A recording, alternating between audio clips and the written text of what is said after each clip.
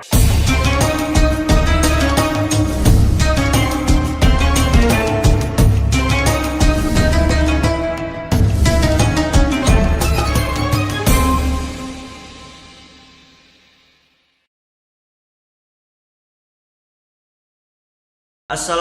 warahmatullahi wabarakatuh. Selamat datang di podcast Ngeteh Anget, ngobrol enteng humoris antar generasi terjalin. Salam penikmat Ngeteh Anget. Alhamdulillahirrahmanirrahim. Puji syukur kepada Allah SWT yang telah melimpahkan rahmat, hidayah serta inayahnya dan juga nikmat sehatnya yang luar biasa sehingga kita bisa menjalankan ibadah puasa dengan sebaik mungkin. Alhamdulillahirrahmanirrahim. Salawat dan salam tak lupa kita haturkan, kita junjungkan kepada Nabi Agung Muhammad sallallahu alaihi wasallam. Sallu ala Nabi Muhammad. Alhamdulillah, hari ini di podcast Ngeteh Anget spesial Ramadan kami hadirkan tokoh dan guru agama di Kabupaten Purbalingga dan sekitarnya. Dan untuk hari ini kita hadirkan pembicara yang sangat luar biasa. Beliau sudah kondang di antara Purbalingga dan sekitarnya. Siapa beliau? Beliau adalah Bapak Kiai Homsul Fawaid SAG. Beliau pengajar di SMA Muhammadiyah 4 Purbalingga. Mari kita kenalan langsung kepada beliau. Kita sapa dengan semangat luar biasa. Assalamualaikum warahmatullahi wabarakatuh. Waalaikumsalam. Pak Kiai ngapunten, minta waktunya sekedap untuk bisa memberikan tausiahnya di podcast Ngeteh Anget. Insyaallah. Semoga nanti ilmu yang diberikan bermanfaat buat kita semuanya. Amin amin ya rabbal alamin. Dan tema hari ini adalah amalan pasca Ramadan. Waktu dipersilahkan kepada Bapak Komsul Fawaid SAG, dipersilahkan, monggo. Assalamualaikum warahmatullahi wabarakatuh. Waalaikumsalam warahmatullahi wabarakatuh. Bismillahirrahmanirrahim. Alhamdulillahi rabbil alamin. Wassalatu wassalamu ala sayyidina Muhammadin sallallahu alaihi wasallam wa ala alihi wa sahbihi ajma'in, amma ba'd. Subhanaka la ilma lana illa ma 'allamtana innaka antal alimul hakim. Qala rabbi shrah li sadri wa yassir li amri wahlul 'uqdatam min lisani yafqahu qawli. Kepada seluruh pemirsa podcast Ngeteh Anget yang berbahagia. Amin. Pertama dan utama, marilah kita panjatkan syukur alhamdulillah kehadirat Allah Subhanahu wa taala yang telah memberikan berbagai macam nikmat kepada kita semua. Baik itu nikmat yang bersifat ruhiyah maupun nikmat yang bersifat materi. Salawat dan salam semoga tetap terlimpah pada baginda Nabi Agung Muhammad sallallahu alaihi wasallam yang senantiasa kita tunggu-tunggu syafaatnya di hari kemudian.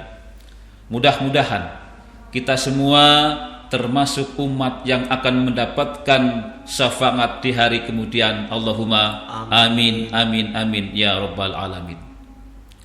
Pada seluruh pemirsa yang berbahagia, sebagaimana kita ketahui bersama bahwa bulan suci Ramadan adalah bulan yang penuh berkah, sehingga banyak orang yang mengatakan syahrul barakah. Banyak orang yang mengatakan bulan Ramadan adalah bulan yang penuh dengan ampunan. Maka manusia banyak yang mengatakan bulan Ramadan adalah syahrul maghfirah. Dan masih ada lagi, yaitu syahrul rahmat, adalah bulan yang penuh dengan rahmat. Begitu banyak amalan-amalan yang ada di dalam bulan Ramadan. Dari kita melaksanakan puasa selama 1 bulan penuh, setelah itu dilanjutkan dengan sholat tarawih. Setelah sholat tarawih kita lanjutkan, kita lantunkan, kita adakan tadarus Al-Quran. Setelah kita mengadakan tadarus Al-Quran, paginya kita bersama-sama melaksanakan makan sahur yang itu juga bernilai ibadah. Setelah selesai kita makan sahur, kita bersiap-siap untuk melaksanakan sholat subuh dengan berjamaah, dan setelah sholat berjamaah dilanjutkan dengan santapan rohani atau yang sering kita sebut dengan kuliah subuh. Begitu banyak amalan-amalan ibadah yang kita lakukan pada bulan suci Ramadan. Lalu apakah kira-kira ada amalan-amalan pasca Ramadan? Kita lihat ke belakang, ternyata masih banyak amalan-amalan yang kita lakukan pasca Ramadan. Masih banyak amalan-amalan yang harus kita lanjutkan, yang kita teruskan dari kegiatan-kegiatan di bulan suci Ramadan, kita lanjutkan di bulan Syawal, sehingga bulan suci Ramadan fa insyaallah bisa mewarnai kehidupan 11 bulan yang akan datang. Ma'asyiral muslimin, seluruh pemirsa yang berbahagia, di antara amalan-amalan pasca Ramadan, yang pertama adalah dari Abu Ayyub Al-Ansari, bahwa Rasulullah sallallahu alaihi wasallam pernah bersabda, "Man shoma Ramadana summa atba'ahu sitan min Syawalin kasawmi dahri." Barang siapa yang berpuasa pada bulan Ramadan, summa atba'ahu, kemudian diikuti dengan puasa 6 hari di bulan Syawal, kana kasyamid dari, maka orang tersebut itu bagaikan melaksanakan puasa 1 tahun penuh. Bayangkan, 1 tahun penuh. Tetapi walaupun 1 tahun penuh, kita melaksanakan puasa 6 hari setelah puasa Ramadan, ini tidak mudah. Mengapa tidak mudah? Karena pada suasana lebaran banyak sekali makanan-makanan yang begitu nikmat. Banyak sekali minuman-minuman yang begitu menggiurkan. Artinya, kalau itu bukan orang yang punya iman, yang punya keyakinan, saya yakin dia untuk berpuasa lagi mikir 2 kali. Maka dari itu saya yakin hanya orang-orang yang punya keyakinan, punya keimanan yang baik, yang mau melaksanakan puasa 6 hari di bulan Syawal. Pahalanya tadi sudah disampaikan luar biasa. Lalu yang kedua adalah amalan yang kita laksanakan, kita harus tetap menjaga sholat 5 waktu dan menjaga sholat berjamaah juga. Kita ketahui bersama, di bulan puasa itu adalah orang sibuk dengan ibadah kita. Orang yang biasanya tidak mau sholat jamaah, dipersiapkan sholat berjamaah. Bahkan sebelum waktu masuk sholat, orang-orang sudah pada siap untuk menyambut datangnya waktu sholat. Itu di bulan puasa. Begitu hebat, begitu besar pengaruhnya bulan puasa terhadap kita semua. Ma'asyiral muslimin dan seluruh pendengar yang berbahagia, ini sholat. Sholat berjamaah dengan sholat sendirian, saya yakin kalian sudah tahu. Perbedaannya, perbandingannya adalah 1:27. Ini Nabi Muhammad SAW juga pernah bersabda, sholat jamaah itu, sholatu jama'atun afdalu min sholatil fadhi bisab'ina darajah. Bahwa sholat jamaah itu lebih afdol, lebih utama daripada sholat sendirian dengan bisab'ina darajah, dengan 27 derajat. Lalu sholat juga kita tahu bahwa as-sholatu miftahul amal. Sholat adalah kunci dari segala amal. Artinya kalau sholatnya baik, maka amal yang lain akan dihitung baik. Jadi kata kuncinya adalah sholat. Bahkan Allah menjanjikan kepada seseorang, kepada orang-orang yang beriman, kalau ingin hidupnya berkah, maka sholatlah. Allah berfirman di dalam Al-Quran, Bismillahirrahmanirrahim. Bismillahirrahmanirrahim. وَجَعَلَنِي مُبَارَكًا أَيْنَمَا كُنتُ وَأَوْصَانِي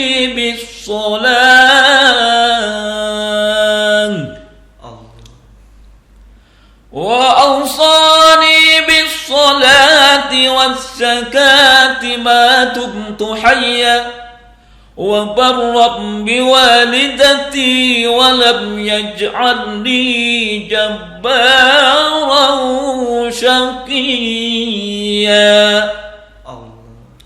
Kata Allah, وَجَعَلَنِي مُبَارَكًا أَيْنَمَا كُنْتُ وَأَوْصَانِي بِالصَّلَاةِ.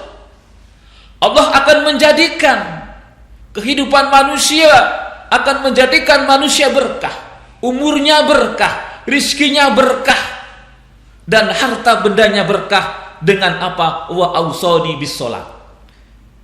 Dengan catatan orang itu mau melaksanakan sholat. Jadi kata kuncinya sholat. Wa ausani bis sholat wa zakati ma dumtu hayya wa barram bi walidati wa lam yaj'alni jabbaran syaqiyya. Jadi Allah akan memberikan keberkahan kepada kita semua dengan kepada orang yang sholat. Wa ausani bis sholat wa ausani bis sholati waz zakati, kepada orang yang mau zakat, ya, waz zakati ma dumtu hayya wa barram bi walidati, dan kepada orang yang mau berbuat baik kepada kedua orang tua, wa barram bi walidati wa lam yaj'alni jabbaran syaqiyya, dan kepada orang-orang yang tidak mau berbuat sombong. Kepada seluruh pemirsa podcast Ngeteh Hangat yang berbahagia. Amin. Yang kedua, setelah amalan-amalan dari puasa 6 hari, yang kedua dengan menjaga sholat dan tetap menjaga sholat berjamaah, yang ketiga adalah dengan bersilaturahmi. Kita mendengarkan kumandangan suara Al-Quran dari musola-musola, dari masjid-masjid, dari pondok-pondok. Itu semata-mata karena apa? Ternyata membaca Al-Quran ini banyak berkahnya, banyak pahalanya, dan juga akan bisa memberikan syafaatnya kepada orang yang membaca Al-Quran. Bagaimana pahala membaca Al-Quran? Pahala membaca Al-Quran, kata Nabi, man qara'a harfan min kitabillahi, barang siapa yang membaca Al-Quran, satu huruf dari Al-Quran, maka baginya satu kebaikan. Wal hasanatu, dari satu kebaikan, bi asri amsalihha, dilipat gandakan menjadi 10 kali derajat. Walam akul, dan tidak mengatakan Nabi alif lam mim harfun, walakin alif harfun, lam harfun, mim harfun. Jadi alif, lam, dan mim adalah 3 huruf. Saudara pendengar yang saya hormati, yang terakhir adalah silaturahmi. Silaturahmi adalah asal kata dari silatun dan rahmi. Silatun itu nyambung, rahmi adalah persaudaraan. Jadi silaturahmi adalah menyambung persaudaraan.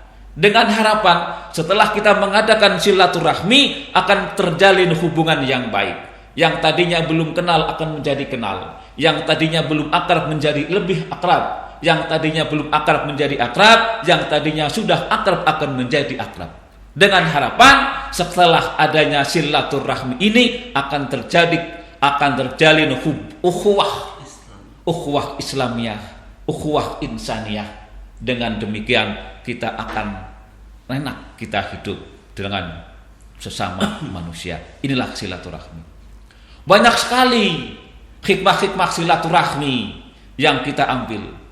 Bahkan Nabi mengatakan, man ahabba ayyusatolahu fi rizkihi wa yunsa'alahu fi asarihi falyasil rahimah. Barang siapa ingin dilapangkan rizkinya dan akan ingin dipanjangkan umurnya, falyasil rahimah, maka bersilaturahmi.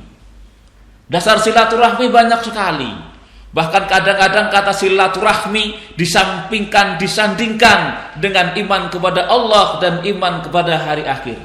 Man kana yu'minu billahi wal yaumil akhir falyasil rahimah. Barang siapa yang beriman kepada Allah dan beriman kepada akhir, falyasil rahimah, maka hendaklah bersilaturahmi.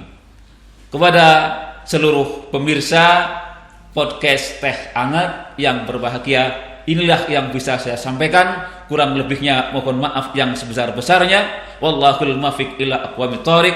Wassalamualaikum warahmatullahi wabarakatuh. Waalaikumsalam warahmatullahi wabarakatuh. Subhanallah, Pak Kiai adem banget suaranya, ya Allah, ngajinya mantep banget. Wah, Betul. pemirsa sangat hangat, adem banget hatinya hari ini bertemu dengan Pak Kiai Khamsul Fawaid ya.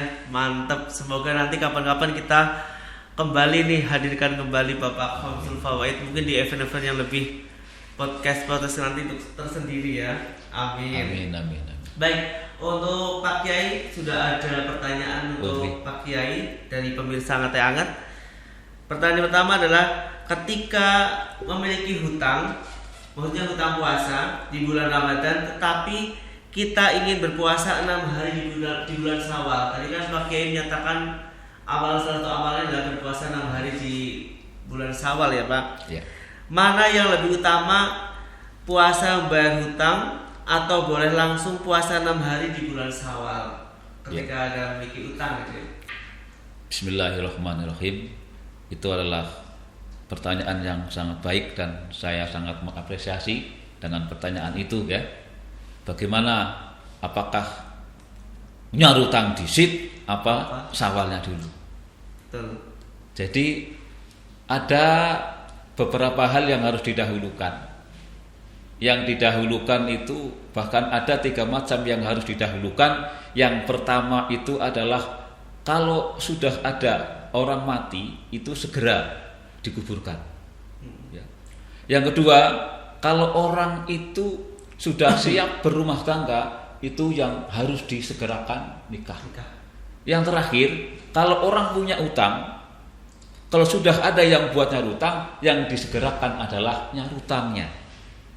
Dengan demikian, betapapun satu Syawal itu bagus sekali, tetapi lebih baik kita niatkan untuk nyarutang dahulu. Nyarutang dahulu, setelah nyarutang selesai, baru kita kalau masih ada waktu untuk puasa di bulan Syawal, kita puasa untuk Syawal. Mengapa demikian? Saya sampaikan, ya, kalau kita sementara mengutamakan mau puasa Syawalnya dulu, sementara nyarutangnya nanti di bulan yang lain saja. Apakah kita tahu? Orang yang hadir di sini apakah ada tahu dan berani ngacungkan enggak? Yang hidupnya masih ada 1 tahun lagi itu berani enggak ngacungkan? Tidak ada kan? Jadi umur orang itu tidak ada yang tahu. Ketika umur orang itu tidak tahu, makanya ya kita sarutangkan dulu supaya kita itu lebih aman seperti itu. Jadi nanti setelah nyarutang baru kita laksanakan yang puasa ya seperti itu. Baik, terima kasih Pak Kiai, mantep banget. Jadi utamakan hutangnya terlebih dahulu, baru yang lainnya sunnah, puasa sunnahnya. Ya, artinya kan kita memang kalau bisa tadi itu ya nyarutang cepat, jangan telat. Kalau telat itu kan orang tidak suka. Contohnya apa? Dan efeknya tidak baik Pak. Telat makan juga efeknya tidak baik. Terus telat berangkat ke kantor juga tidak baik. Telat bayar utang juga tidak baik. Hanya telat yang baik, mungkin telat datang bulan, mungkin itu yang baik. Ditunggu-tunggu ya. Iya. Baik, Ustadz, ada pertanyaan lagi nih. Ketika melakukan silaturahmi ke rumah saudara, banyak pertanyaan-pertanyaan yang kadang, tadi kan salah satu amalan setelah pasca Ramadan adalah silaturahmi. Nah, ketika sedang silaturahmi, banyak kata-kata yang kadang menyinggung perasaan. Misalkan kalau dia masih sekolah, kapan lulus sekolah? Kalau kuliah kan kadang-kadang tenggangnya lama, nggak mengerjakan tugas misalkan. Terus kerja di mana? Kapan nikah? Kadang-kadang itu adalah pertanyaan-pertanyaan yang kalau lagi ada masalah terkait dengan hal tersebut sangat menusuk hati. Kira-kira ini bagaimana sikap kita harusnya sebagai Muslim menanggapi pertanyaan-pertanyaan tersebut, Pak Kiai? Bismillahirrahmanirrahim. Ya, itu juga pertanyaan bagus sekali itu ya. Ya, tapi saya yakin itu.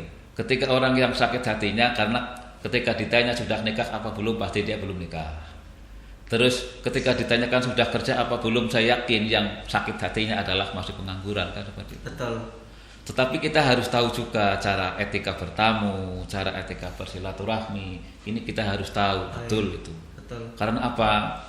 Dalam silaturahmi itu bisa justru yang menjadikan membatalkan silaturahmi, yang memutuskan silaturahmi, kadang-kadang omongan-omongan yang tidak sengaja, bahkan omongan-omongan yang sedikit maksudnya dan belum tentu maksudnya itu jelek, tapi kadang-kadang itu akan menjadikan qati'ur rahmi, akan menjadikan putusnya silaturahmi. Contohnya itu tadi, hanya bertanya kan sebenarnya tinggal 2 jawaban, iya atau tidak, kan seperti itu.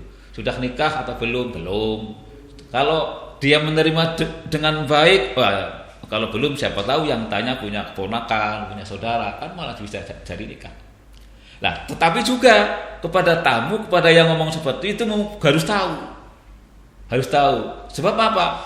Apalagi yang semacam itu dalam Islam itu ada yang namanya tanabas itu, Pak.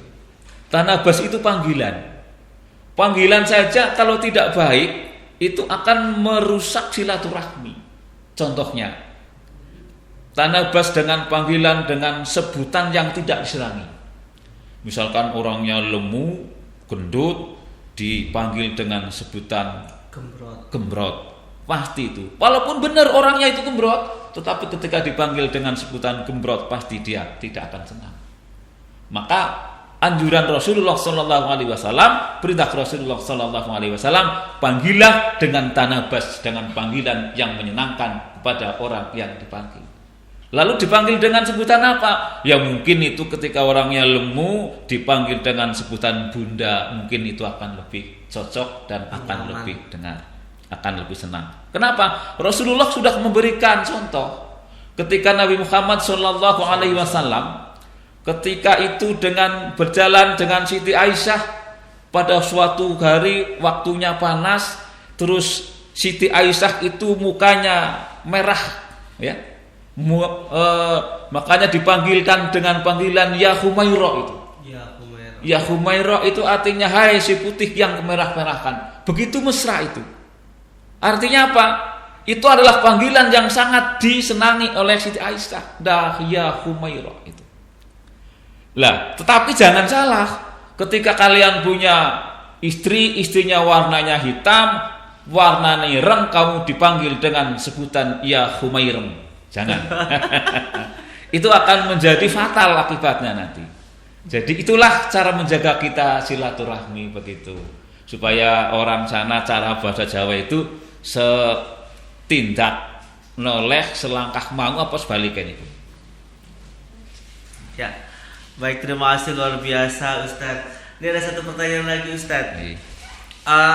Kalau kita itu dalam berpuasa kemudian kita membaca Al-Qur'annya itu nggak terlalu bisa, ya, terbata-bata. Apakah nanti itu puasa amalan-amalan membaca Al-Qur'annya menjadi pahala atau gimana ya Ustaz? Ya. Al-Qur'an tadi saya mengatakan ketika kita membaca Al-Qur'an, man qara'a harfan, barang siapa yang membaca Al-Qur'an satu huruf dari Al-Qur'an akan mendapatkan satu kebaikan. Dan dari satu kebaikan itu akan dilipat gandakan menjadi 10 kebaikan. Dan satu huruf kata Nabi bukan satu huruf itu adalah alif lam mim satu huruf, walakin alif lam mim alim harfun, lam harfun dan mim harfun. Yang jadi masalah yang ditanyakan adalah bagaimana ketika orang itu membacanya itu terbata-bata. Terbata gue ya gandat-gandat apa ya. Misalnya bismillahirrahmanirrahim kadang bis gitu kan. Nah, lalu dari Aisyah radhiyallahu anha, Nabi mengatakan bersabda seperti ini. Kalau orang yang membacanya Al-Qur'an itu terbata-bata, baginya akan mendapatkan 2 pahala. Pahala apa saja? Yang pertama adalah membaca terbata-bata. Itu akan diberi pahala sebagai orang pahala yang belajar Al-Qur'an. Yang kedua, itu akan diberi pahala membaca Al-Qur'an. Jadi kalau orang terbata-bata, ini akan mendapatkan dua pahala. Double kan? Enak gitu. Pahala yang pertama tadi akan diberi pahala karena dia belajar Al-Quran. Yang kedua, kita membaca Al-Quran akan diberi pahala membaca Al-Quran. Alhamdulillah. Luar biasa. Islam itu luar biasa Islam. Tidak memberatkan. Yang penting jangan sampai di situ. Ketika kita tidak bisa membaca, masih terbata-bata, sudah jalan di tempat, itu yang jadi masalah. Harus terus belajar. Baik, mantap, luar biasa kebersamaan hari ini pemirsa Ngateh Anget. Bapak Kiai atau Ustadz Hamsul Fawaid luar biasa, mantap banget suaranya, terus kemudian cara menyampaikannya, materinya keren banget, luar biasa. Semoga wawasan ini akan menambah amal ibadah kita di bulan puasa. Amin amin ya rabbal alamin. Baik, terima kasih pemirsa, terima kasih Ustadz, terima kasih Pak Kiai. Mohon maaf jika ada kesalahan.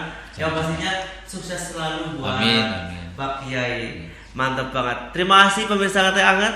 Hari ini kebersamaan kita luar biasa bersama Bapak Kiai Hamsul Fawaid, dan yang pastinya adalah selamat menjalankan ibadah puasa dan selamat menunggu berbuka puasa. Jangan lupa untuk nonton podcast Ngeteh Anget spesial Ramadan setiap hari jam 5 sore hanya di channel YouTube Ngeteh Anget Podcast. Dan jangan lupa untuk like, komen, share dan subscribe Ngeteh Anget Podcast. Saya undur diri, ilal liqa, ma'assalamah. Assalamualaikum warahmatullahi wabarakatuh.